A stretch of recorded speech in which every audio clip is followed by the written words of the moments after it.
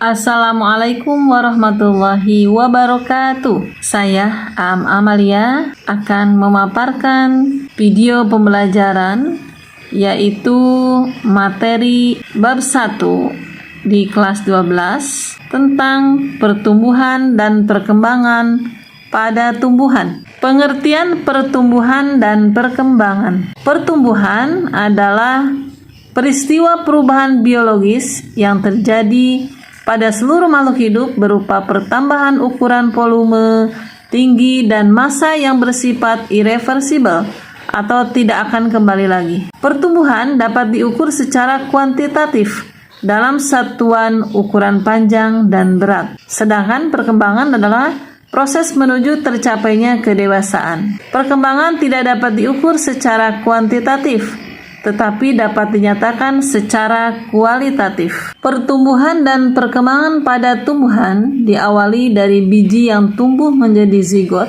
kemudian menjadi embrio yang dilengkapi dengan cadangan makanan atau endosperma, yang merupakan hasil dari proses pembelahan sel, pembesaran sel, dan proses diferensiasi sel. Pada proses pertumbuhan dan perkembangan tumbuhan, ada 2 titik pertumbuhan primer pada tumbuhan, yaitu titik tumbuh akar dan titik tumbuh batang. Titik tumbuh akar berada di ujung akar, yaitu tepatnya pada meristem apikal.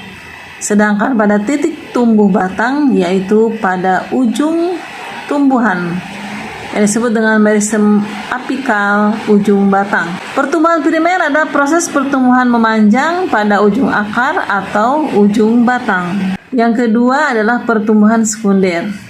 Pertumbuhan sekunder adalah pertumbuhan pada batang yang menjadi semakin besar karena aktivitas jaringan meristem sekunder, yaitu kambium pembuluh dan kambium gabus atau velogen. Seperti contoh, lingkaran tahun yang terdapat pada tumbuhan dikotil adalah sebagai akibat dari pertumbuhan sekunder. Selanjutnya adalah faktor-faktor yang mempengaruhi pertumbuhan dan perkembangan.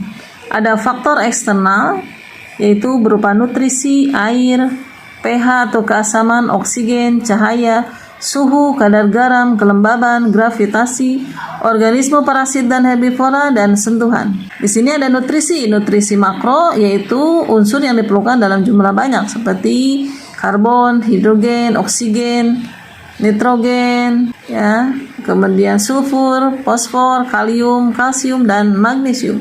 Sedangkan unsur mikro adalah unsur yang diperlukan dalam jumlah sedikit seperti Fe, ferum, boron, mangan, dan lain-lain. Sedangkan faktor dalam yang mempengaruhi pertumbuhan dan perkembangan atau disebut dengan faktor internal terdiri atas gen dan hormon. Hormon diantaranya ada hormon auksin, ada giberelin, gas etilen, asam absisat, sitokinin, hormon kalin, dan asam traumalin. Nah, ini merupakan faktor yang mempengaruhi pertumbuhan dan perkembangan secara internal. Demikian pemaparan singkat tentang pertumbuhan dan perkembangan pada tumbuhan.